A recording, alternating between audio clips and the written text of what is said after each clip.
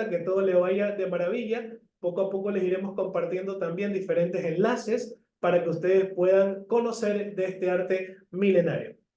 Damos pues la bienvenida al doctor Gonzalo Hach Curi, profesor asociado de la Escuela Nacional de Ciencias de la Tierra, en sí, Universidad Nacional Autónoma de México, UNAM, con su conferencia Conflicto y Principios de Conservación de Agua Subterránea en Pueblos Originarios en México, el caso de Copuda 2017-2019. Bienvenido, doctor. Hola, ¿qué tal? Muy buenos días. Les agradezco muchísimo, doctor Carrión, que me hayan hecho esta invitación. A nombre de mi directora, la doctora Beatriz Ortega Guerrero, les extendemos desde aquí, desde México, un cordial saludo, un abrazo fraternal. Estamos muy agradecidos, en verdad, porque nos hayan invitado al evento. Y bueno, me voy a permitir entonces compartir la presentación del que preparé para ustedes.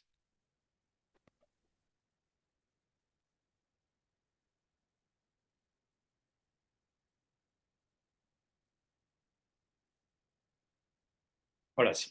Bien, pues les voy a compartir una experiencia en la que estuve involucrado junto con el doctor José Joel Carrillo Rivera, de aquí, también de la UNAM, un hidrogeólogo con el que he trabajado muchísimo y que él está en el Instituto de Geografía, también es profesor de la ENSIT. Trabajamos en este caso en el estado de Oaxaca, en México, durante el 2017 y 2019 con un grupo de pueblos originarios, pueblos indígenas, que son de origen zapoteco. Ellos tenían un problema de agua. Les voy a presentar el contenido de la plática.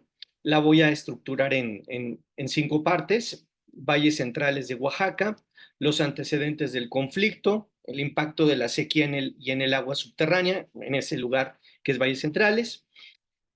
Voy a discutir un poco los principios de conservación del agua subterránea oficiales y de los pueblos originarios, y después cómo llevamos a cabo un proceso de intervención educativa y comunitaria sobre agua subterránea para acompañar un proceso de consulta pública que se derivaba de un proceso judicial, una demanda judicial de estos pueblos indígenas al Estado mexicano, y que ganaron la batalla en el Poder Judicial y le mandatan una consulta pública.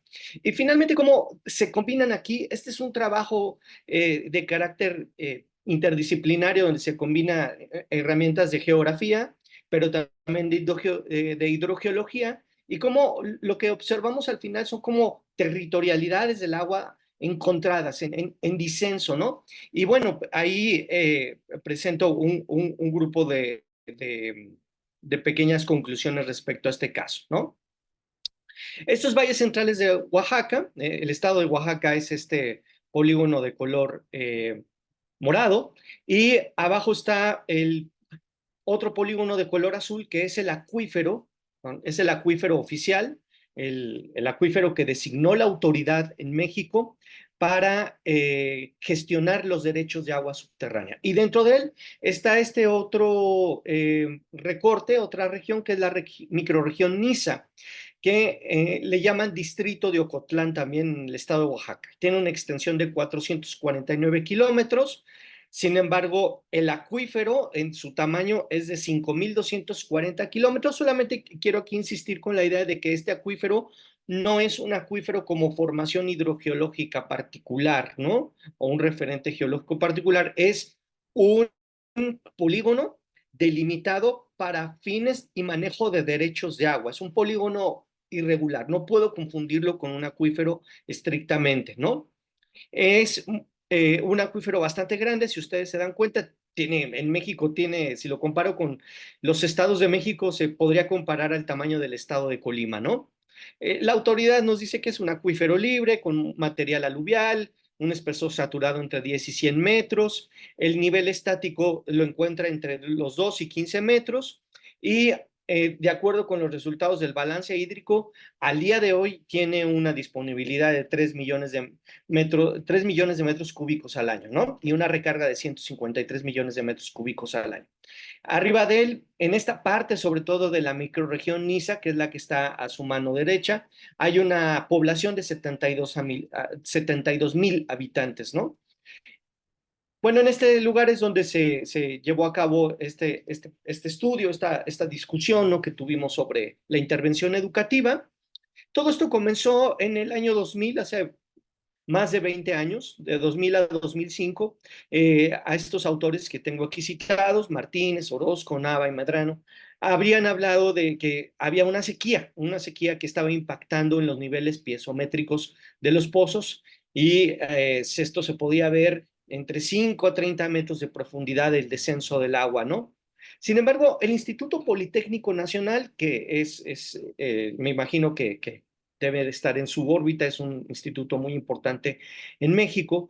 En la unidad que tiene local ahí en Oaxaca, el CIDIR, llevaron a cabo este estudio para conocer, entre otras cosas, si el distrito de Ocotlán había tenido un fuerte impacto por la sequía. Estudiaron en un periodo muy grande, de casi 15 años, fueron monitoreando los pozos, 83 pozos, y determinaron que al menos de 2005 a 2008 la disminución del nivel piezométrico era de 10 metros, ¿no? Y que eso era lo que se podía asociar al agua, a la sequía. Con base en esta información, también lo que se comenzó a ver de manera paralela es que la Autoridad Federal del Agua, en este caso la Comisión Nacional del Agua, inició un proceso de notificación de cobro por excedentes de volúmenes extraídos a titulares de concesiones de agua subterránea para uso agrícola, sobre todo entre 2005 y 2007, y les empezó a multar con 24,000 pesos por trimestre, algo así como $1,438 actuales, ¿no?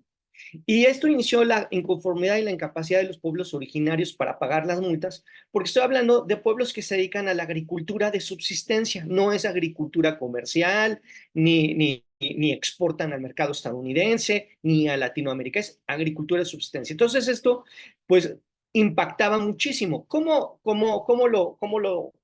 fue esta multa? ¿Cómo se configuró esta multa? Para esto tengo que hablar un poco de la política de derechos de agua al riego en México.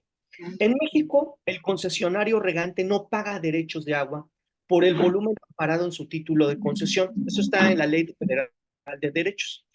No paga nada, ni un peso, sino hasta que rebasa el volumen anual autorizado, paga la cuota establecida, que en ese entonces era 2021 de 0,20 centavos por metro cúbico, ¿no?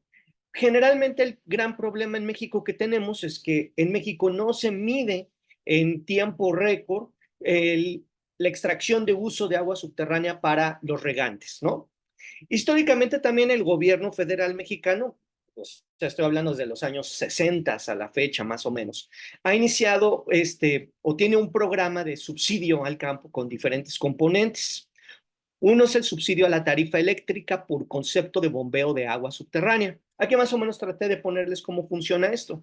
La Comisión Nacional del Agua emite el título de concesión, ¿no?, la autorización para extraer agua subterránea. El titular de la concesión va a la Secretaría de Agricultura y Desarrollo Rural y solicita una aplicación de un subsidio, y la SADER le manda la orden a la Comisión Federal de Electricidad, quien autoriza el subsidio, pero vuelve a consultar a la Comisión Nacional del Agua. El subsidio en este caso es la aplicación de la tarifa 09, que es pasar de pesos a centavos de peso. Más o menos en el 2021 el subsidio era de 0,66 centavos por kilowatt hora para el bombeo de agua subterránea.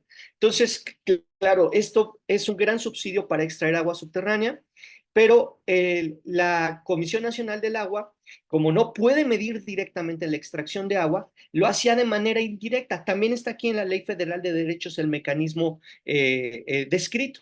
Le pedían información a la Comisión Federal de Electricidad de cuánto tiempo el concesionario tenía prendida la bomba, y con eso iba determinando si el concesionario pasaba el volumen autorizado anualmente que tenían el título de concesión y con eso emitía la multa, ¿no?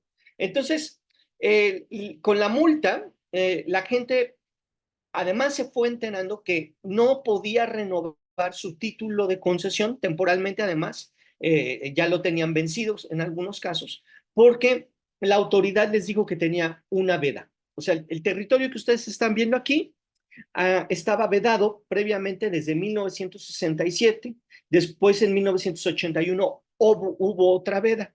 Y aquí es donde la gente se entera que los presidentes de la República, en el 67 el presidente Díaz Ordaz y en el 81 el presidente López Portillo, habían impuesto vedas como mecanismo de conservación de agua subterránea. Estas vedas eran clasificadas como tres, que estaban estrictamente controladas y que estaban nada más aprobadas para agua potable, ¿no? Para extraer agua, para producir agua potable, ¿no? Pero no para otros usos. Entonces, en el caso que ellos eran regantes, no podían renovar sus títulos de conservación, de sus títulos de agua subterránea. ¿Por qué? Porque la autoridad de agua decía que no se iba a autorizar más agua para conservar el equilibrio del acuífero. Aquí es donde los pueblos indígenas se inconforman, empiezan a preguntar qué significa el acuífero, se dan cuenta que el acuífero es este polígono, en este caso ustedes están viendo el acuífero administrativo de Valles Centrales de 2025, empiezan a preguntarse sobre el ciclo hidrológico, sobre la disponibilidad del agua y concluyen que la disponibilidad de agua está hecha sobre un polígono que no es estrictamente un acuífero y que las vedas fueron impuestas sobre límites de político-administrativos. Estos colores centro de Tlacotlán, Tlacolula y Cimatlán eran los antiguos distritos de Oaxaca, sobre los cuales la autoridad federal impuso la veda y no tenía nada que ver estrictamente con un acuífero, ¿no?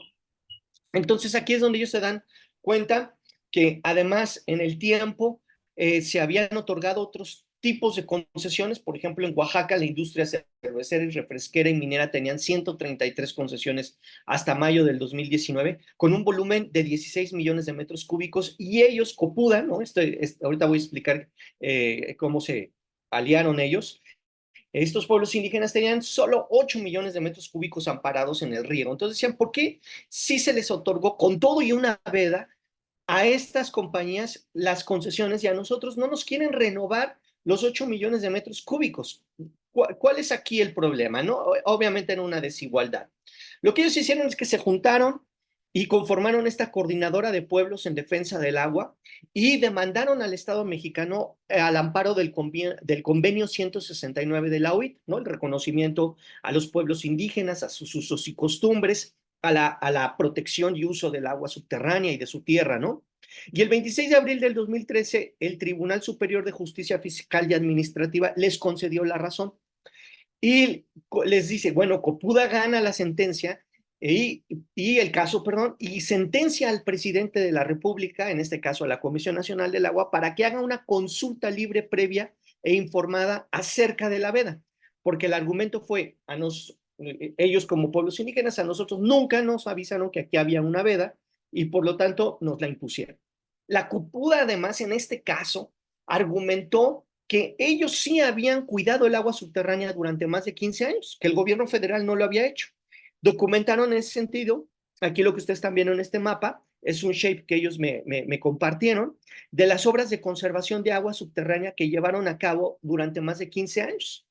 El CIDIR, aquí hay algunas imágenes de esas obras de conservación. El CIDIR, a través del Instituto Politécnico Nacional, en ese estudio, lo que hizo fue ir evaluando esas obras de conservación en esa microrregión que se llama Niza, y encontraron, al menos en 2006, ya tenían más de 300 obras como retenes, pozos de absorción, geomembranas, ollas de agua, bordos, presas y restauración de humedales. En 2020, en una entrevista que yo tuve con ellos me dijeron, que es donde está el shape que ustedes me comentan, que acabo de presentar, que ya tenían más de 530 obras censadas, ¿no?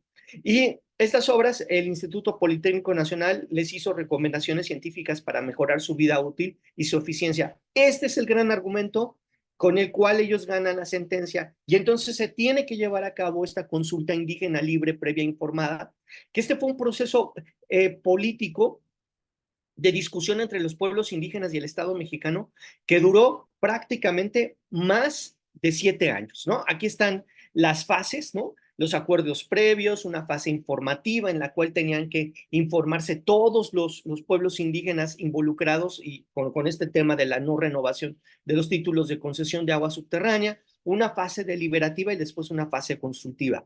Ahí en la tercera fase, precisamente entre abril del 2016 y febrero del 2017, nosotros nos conocimos a la COPUDA y conocimos al Centro de Derechos Indígenas, Floricanto, en el momento en que ellos estaban construyendo una propuesta de gestión comunitaria e indígena del agua. Y a nosotros nos invitan, nos conocimos en la Universidad Autónoma de Oaxaca el 31 de marzo del 2017, en el contexto de ese taller de análisis y discusión sobre agua, energía y zonas económicas especiales. Y ahí es donde conocen nosotros el doctor Carrillo Rivera, la doctora Carmona, el doctor Huizar, el doctor Ortega y un servidor. Estábamos iniciando un proceso de consulta de un documento que habíamos escrito aquí en México que se llama Ley del Agua Subterránea, una propuesta, en el contexto del proceso de la renovación del marco jurídico del agua en México. Nosotros escribimos ese documento para hablar de la importancia del agua subterránea.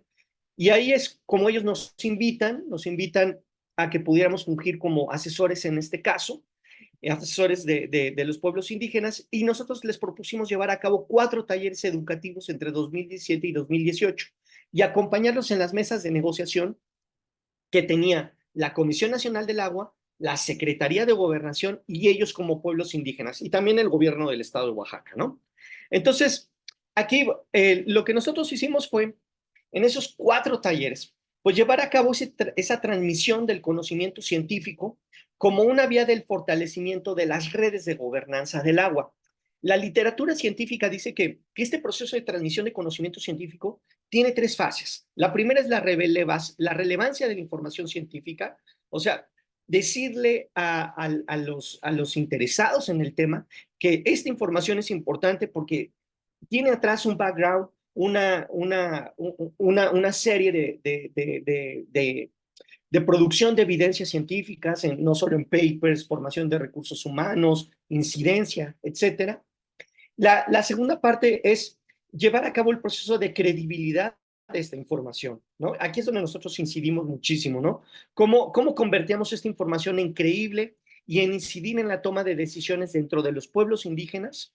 Y finalmente, que esta información les ayudara a ellos para que la hicieran legítima en la información que ellos necesitaban para sus procesos de negociación, ¿no? Ahí es donde se veía cómo se valoraba esta información, ¿no? Entonces nosotros, la gran pregunta que se hacía siempre en estos talleres era, ¿qué sabemos del agua subterránea? ¿Cómo debemos de pensar el agua subterránea? ¿Dónde se recarga el agua subterránea? ¿Hacia dónde se mueve el agua subterránea? ¿Cuáles son las zonas de descarga, las zonas de tránsito? ¿Qué métodos podemos llevar nosotros a cabo para conservarla? No tanto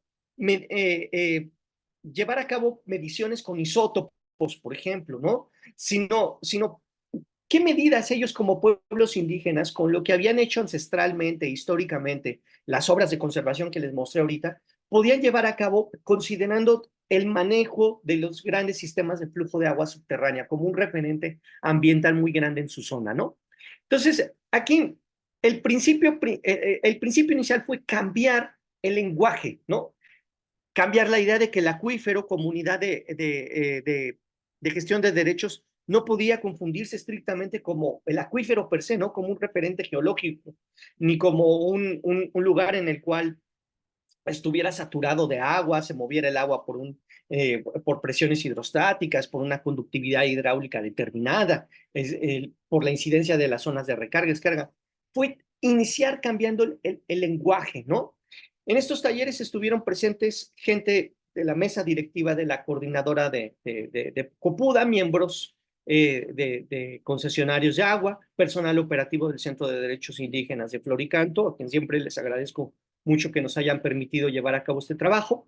Y también llegaron a estar diputados locales y diputados federales electos en 2018, ¿no? Que fue el último taller que dimos, ¿no? Entonces fue un taller en el cual, miren aquí, hay algunos conceptos, perdonen que el cuadro esté así, hay algunos conceptos con los que fuimos trabajando, ¿no?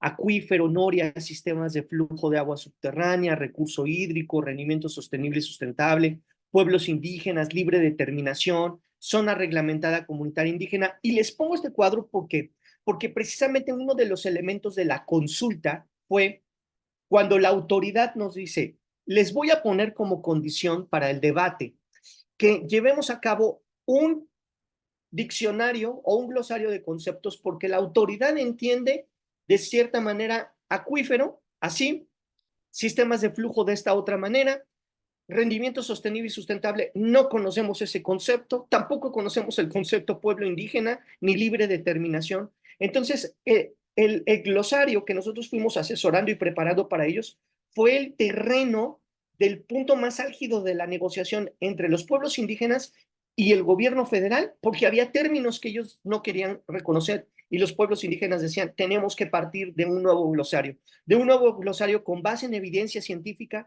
con base en la hidrogeología moderna. No pueden ser conceptos que nosotros no reconocemos aquí, y mucho menos al amparo de los principios de conservación del agua subterránea, porque también lo que les he querido comentar aquí rápidamente es como el Estado mexicano dice, yo voy a conservar el agua subterránea a través de la veda, y las comunidades indígenas, yo sí voy a conservar el agua subterránea a través de estas obras de intervención, ¿no? Finalmente, aquí lo que observábamos pues, son estas territorialidades encontradas del agua, ¿no? Porque en el momento en que fuimos avanzando en las mesas de negociación con el glosario, una de las posturas políticas de los pueblos indígenas fue, nosotros lo que queremos es que nos renueven los títulos de concesión porque el agua subterránea es vital para la producción de nuestra agricultura sostenible, ¿no? Nuestra agricultura para vivir día a día, pero queremos que levanten la veda solo dentro del polígono color morado, que es el polígono de la microrregión Niza, 222 kilómetros cuadrados, por cierto, ¿no? Y la autoridad dijo, no, si nosotros levantamos la veda, va a ser dentro del polígono azul, que es todo el acuífero 2025, porque así está en la ley de aguas nacionales. El Estado de Derecho así nos lo marca, no nos permite levantar la veda solamente por partes.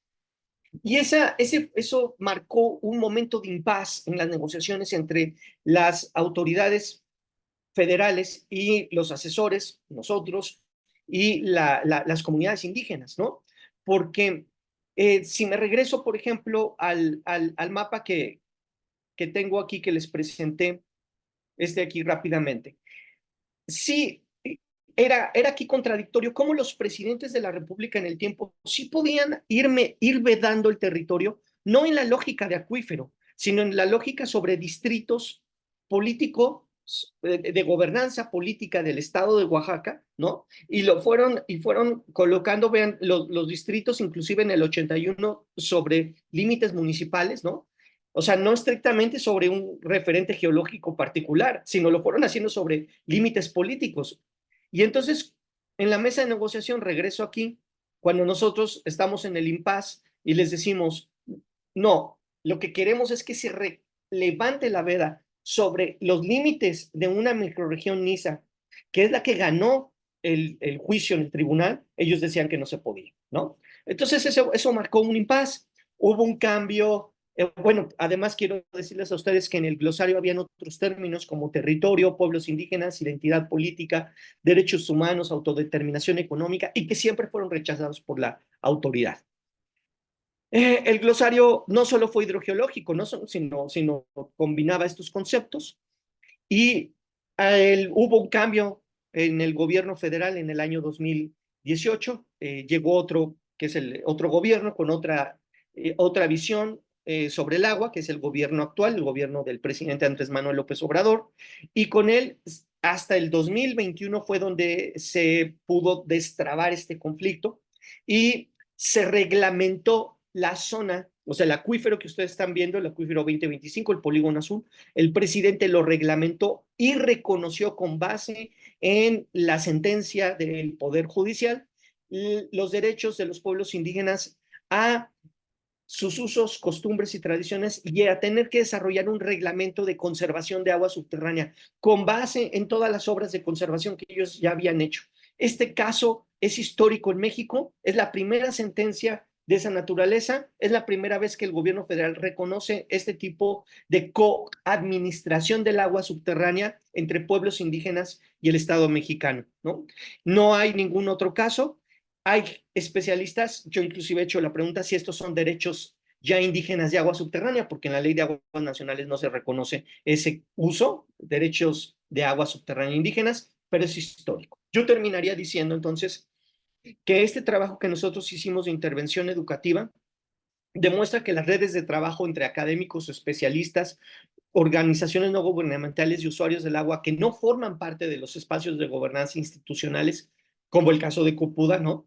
Son una forma de construir mecanismos efectivos para intercambiar información estratégica en la defensa de intereses comunes como el agua, ¿no? Y eso les ayudó a aceptar o rechazar las políticas públicas, ¿no? Tal y como sostienen en la literatura estos especialistas. En el caso de Valles Centrales, la Copuda, el Centro de Derechos Indígenas Floricanto, se decantaron por construir una coalición con expertos que definen una visión diferente para la gestión del agua subterránea, como lo dejamos claro en la ley del agua subterránea, una propuesta, ¿no? Y encontramos un eje común entre estos actores que fue la democratización del sector hídrico en su conjunto y el acceso equitativo a los recursos naturales. Nuestros talleres educativos, ¿no? Ayudaron a tomar decisión con nuestros aliados y revelaron que esta transferencia de conocimientos científicos debe de realizarse siempre con base en evidencia científica previa y que la divulgación y la ampliación fundamental, ¿no? Para tomar este proceso de credibilidad por parte de quienes reciben el mensaje, llevó a interpelar epistémicamente a las autoridades en el proceso de apropiación de los conceptos, del uso político y la comprensión del ciclo hidrológico en la realidad de valles centrales, ¿no? Yo les agradezco muchísimo que me hayan permitido compartir con ustedes estas experiencias y estoy a sus órdenes. Muchísimas gracias, doctor Gonzalo. Reciba un saludo desde el Ecuador. Muy agradecidos por la importancia de su tema y un abrazo hasta México. Gracias. Muchas gracias. Queremos presentar en esta ocasión al doctor Francisco Javier Montalbán, investigador de la Universidad Rey Juan Carlos, con la conferencia Modelos numéricos como herramienta de gestión hídrica. Bienvenido, doctor. Hola, buenas tardes, o buenos días, perdón.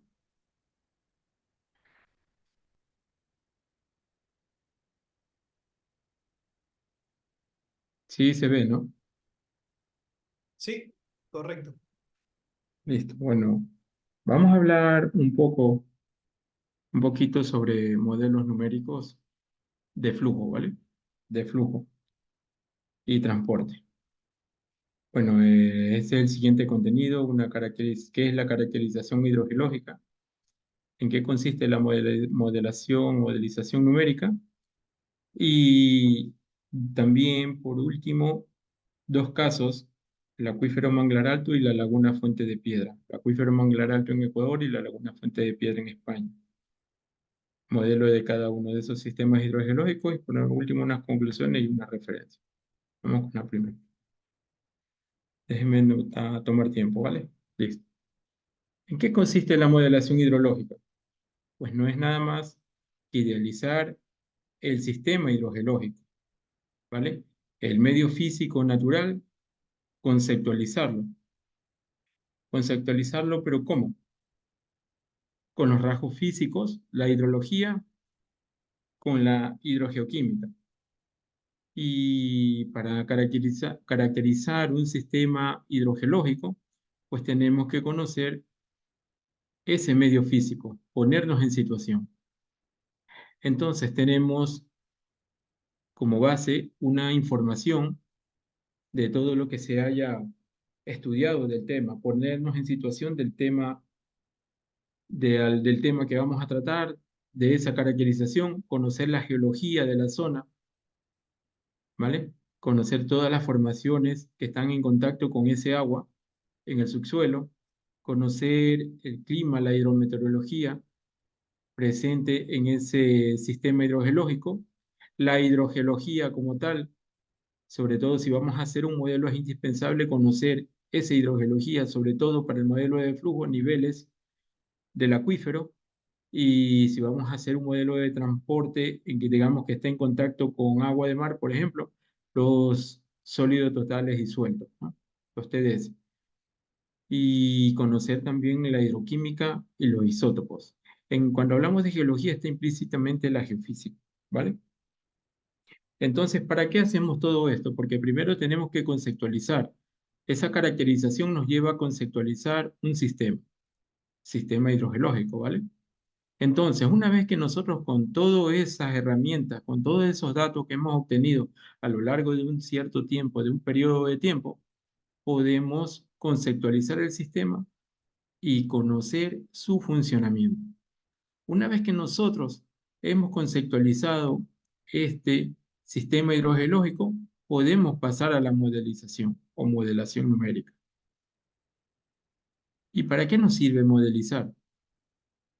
Pues nos sirve para reforzar ese modelo conceptual. Puede ser que ese modelo conceptual lo hemos conceptualizado de una manera, pero el modelo numérico nos indica, por las condiciones de contorno que le hemos aplicado, que no es así.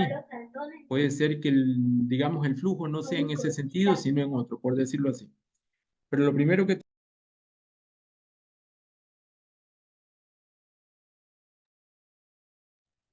Perdón.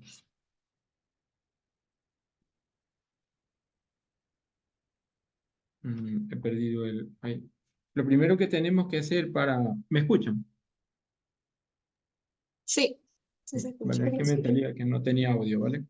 Entonces, lo primero que tenemos que hacer es caracterizar el medio físico para llegar a una conceptualización del sistema. Una vez que hemos conceptualizado, podemos pasar al modelo numérico. Ahora, ¿qué es la modelización numérica? Es una representación matemática o numérica de ese modelo conceptual en el cual vamos a representar todos los rasgos físicos, las condiciones de contorno, numéricamente. Utilizamos las ecuaciones de estado, de flujo y de conservación de la masa, basándonos en la ley de Darcy, para simular el flujo subterráneo y el transporte de solutos, respectivamente. Le digo a mis estudiantes de modelización que esto de modelizar el flujo y el transporte es como ir en una montaña rusa. Si alguien se ha subido a una montaña rusa, pues sabe de lo que estamos hablando, ¿cierto? Entonces, consiste en que el flujo serían los rieles de esa montaña rusa, ¿vale? Serían los rieles. Y el transporte, el soluto, el contaminante, sería el carrito ese, el vagoncito ese que va, en el que vamos nosotros, ¿vale? Ese sería el transporte. Entonces, el transporte se va a mover acorde al flujo. Entonces, tenemos que tener un modelo de flujo coherente para que el transporte también sea coherente, porque van de la mano. Como digo, como la montaña rusa, los rieles con el vagón, ¿no? Se basa en las observaciones de campo. Se basa en las observaciones de campo, laboratorio, en las interpretaciones del sistema real.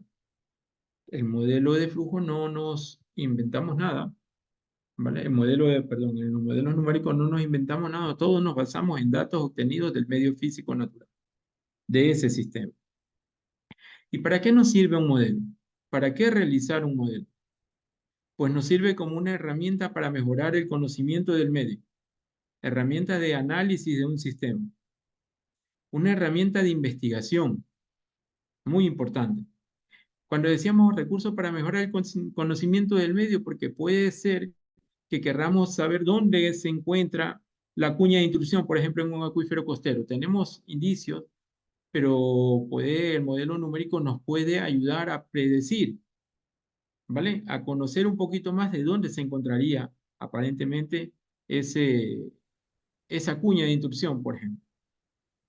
Es como una herramienta de investigación, herramienta de apoyo a la gestión hídrica. Una vez que tenemos un modelo ya terminado, acabado y en funcionamiento, validado, pues podemos utilizarlo como una herramienta de gestión. Definición de perímetros de protección del sistema físico Esto nos puede decir dónde podemos realizar perímetros de protección de las aguas subterráneas y también puede ser un recurso pedagógico, ¿vale? Todas esas motivaciones son válidas, pero tenemos que tener cuidado en qué, en que nosotros tenemos que ser honestos. Numéricamente todo es posible.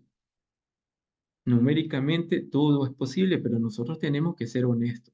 He visto modelos calibrados automáticamente con unas permeabilidades de 10.000 metros día, imagínense. Materiales detríticos. Eso no es coherente, ¿no? Lo que salga la calibración. El proceso de simulación o de modelación numérica es un sistema real en el cual nosotros vamos a tomar de datos. Por ejemplo, niveles TDS, sólidos totales disueltos, ¿no? ¿Qué teníamos que hacer? De ahí un modelo conceptual del medio físico natural. La estructura del modelo numérico. ¿Qué es la estructura del modelo numérico? Pues llevar ese modelo conceptual numéricamente, por ejemplo, a la geometría del acuífero. Representar un río, un lago, representar un embalse o cualquier otra condición del medio físico. Una vez que ya tenemos el modelo, nosotros tenemos que calibrarlo. Calibrarlo con los propios parámetros, como por ejemplo, vuelvo a decir, niveles piezométricos y concentraciones. Una vez que tenemos todo esto, tenemos que ver qué tan sensible es el modelo a distintos parámetros. Por ejemplo, a la recarga. Los modelos son muy sensibles a la recarga. Y después de todo esto, pues validamos el modelo. Si no está validado el modelo, pues tenemos que volver al modelo conceptual. No vamos a realizar un solo modelo. Tenemos que realizar algunos y seleccionar al que mejor se apegue a la realidad del medio físico natural. Y ahí ya lo podemos realizar como una herramienta de análisis, una herramienta pedagógica, como una herramienta de investigación, como una herramienta de gestión hídrica. Dos ejemplos vamos a hablar. En el acuífero Manglar Alto, después de tener la información básica, se caracterizó el medio físico por medio de geología, hidroquímica, que consistió en toma de análisis de iones mayoritarios para realizar diagramas de Piper, diagramas de HFE, relación cloruro-bromuro y por último geofísica. Con todo eso, pues se realizó un modelo conceptual, un modelo geométrico del acuífero, el modelo conceptual hidrogeológico y el modelo de flujo y transporte. Entonces, aquí tenemos lo que se ha realizado, la geología, el diagrama de Piper y ese diagrama a la derecha, que es el HFE, es un diagrama que nos indica, es muy didáctico también, además de la investigación, es muy didáctico y nos indica los pozos que tenemos de aquí al lado en el cuadro inferior derecho. Nos indica que el pozo 2 es el pozo que está perennemente bajo la influencia del agua de mar, es el pozo más próximo al mar, ¿vale? Pero podemos ver que en la época de lluvia, la época de las de precipitaciones, el pozo 3 pues pasa a una mezcla de agua carbonatada. Primero está en agua clorurada y luego pasa una mezcla de agua carbonatada. Entonces eso se lo conoce como el refreshing, ¿no? Y entonces podemos ver que la conductividad hidráulica del acuífero es muy alta. Y también existen procesos de intercambio catiónico. Bueno, esto es lo que se ha realizado junto con el análisis de cloruro-bromuro, con el cual nosotros hemos podido ver que son aguas meteóricas y los pozos 2, 3, 4, los que están más próximos al mar y más próximos a la población, pues tienen influencia antrópica y con los análisis que se han realizado, pues existen coliformes fecales, presencia de coliformes fecales en ese entonces. Y vemos también en el último cuadro que podemos ver es que está en equilibrio en carbonatos, es lo que nos indica el último cuadro. Y las técnicas isotópicas nos indican que son aguas meteóricas de prácticamente del agua del río que se infiltra y tenemos aguas que han sido evaporadas en el suelo, pues que también han llegado al acuífero, pero que tienen evaporación y que han sido evaporadas en el suelo. O sea, son aguas de muy corto periodo de permanencia. Esta es la geofísica, pero no es del acuífero Manglar Alto, sino de la laguna Fuente de Piedra. Es que como es prácticamente la misma metodología, pues lo que hemos hecho es poner aquí la geofísica que se ha realizado en la laguna Fuente de Piedra, que también se ha realizado en el acuífero Manglar Alto. Pues son dos perfiles, lo que está más azul, pues es con salmueras de alta, salmueras muy concentradas, que alcanzan concentraciones de 332.000 miligramos litro, hasta de 332.000 miligramos litro. Y entonces, este es el modelo conceptual del acuífero Manglar Alto que se ha propuesto con toda la parte física que sea la caracterización del medio físico. Y este es el modelo numérico con las condiciones de contorno tanto para el flujo como para el transporte. Se realizó un modelo bidimensional de dos capas y podemos ver que en el modelo en la capa, en la segunda capa representa el basamento del acuífero que debido a las transgresiones y regresiones en un periodo geológico, pues tiene presencia de vaporitas y tuvo que representárselo porque también aporta a la concentración del acuífero. Y podemos ver en el borde de la izquierda que tenemos pues la presencia de agua de mar, ¿vale? Y es lo que hemos representado en el transporte. Y los resultados de flujo, de flujo son los siguientes, ¿no? Podemos ver que existe un ajuste relativamente bueno en cuanto al flujo y un ajuste también relativamente para el transporte. Y lo que nosotros destacamos aquí es que tenemos que la cuña de agua de mar llega aproximadamente a los pozos 2, 3 y 4, que es lo que se estimaba y el modelo conceptual, pues el modelo numérico, pues refuerza el modelo conceptual. Y ahora pasamos al segundo caso, una laguna Fuente de Piedra que se encuentra en Málaga, en España, y pues tiene la presencia de un flujo regional que viene de otras cuencas, como lo sabemos, con las técnicas isotópicas.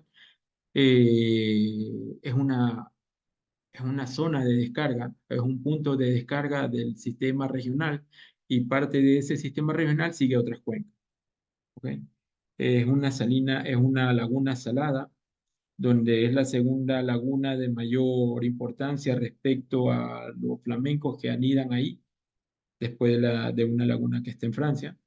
Y las condiciones de contorno impuestas en la laguna, tanto para flujo y transporte para este sistema hidrogeológico, fueron de concentración prescrita para el transporte en la laguna y las concentraciones lo hemos representado con una condición de contorno de flujo máximo para todo el sistema. En el modelo de flujo, una condición de contorno de nivel prefijado en la laguna, así como en los extremos de la entrada y salida subterránea de ese sistema que conecta al sistema regional. Tenemos una condición mixta en la cuenca baja que hemos representado donde se encuentran los drenes y tenemos una condición prescrita para recarga de flujo prescrito. El modelo se ha representado en un corte axiométrico en el cual nosotros hemos representado mediante un modelo radial todo el sistema hidrogeológico que era de 150 kilómetros cuadrados para la cuenca y de 13.5 kilómetros para la laguna. Lo interesante de lo que se ha encontrado en esta laguna es que en la propia laguna se reproduce el problema de Elder, de unas celdas convectivas debido a la presencia de variación de densidad, ¿vale? De diferencia de densidades. Y los resultados, pues tenemos en el problema de flujo, tenemos que se ajustan de manera general, tanto en flujo como en transportes, tanto niveles como concentraciones de ese sistema hidrogeológico. Y como conclusiones para Manglar Alto tenemos que el modelo numérico permitió reforzar el modelo conceptual respecto al funcionamiento hidrogeológico y la naturaleza de la salinidad de la intrusión de agua de mar. Listo. Hemos validado, bueno, no validado, sino reforzado el modelo conceptual respecto a la intrusión de agua de mar. El modelo de flujo y transporte indicó el alcance de la intrusión de agua de mar hacia el interior del acuífero, principalmente. La laguna Fuente de Piedra, en cambio, en sus recomendaciones o conclusiones, la simulación realizada refuerza también la hipótesis de la salinidad alcanzada por las salmueras en la laguna Fuente de Piedra no es exclusiva debido a la concentración evaporativa, sino que existen otros diferentes procesos en su formación, como por ejemplo el flujo regional, que es parte de la descarga de ese sistema. Las celdas convectivas que se forman debajo del lecho de la laguna se dan por la diferencia de densidades, la cual se produce por la concentración que alcanza el agua que se evapora en la laguna y la salmuera, que asciende desde el sistema kárstico profundo del complejo caótico subbético, que es una formación geológica en la cordillera bética, en el sur de España, donde se encuentra la laguna. Y por último, las referencias. Es lo que quería compartir con vosotros y muchas gracias. Muchísimas gracias a usted.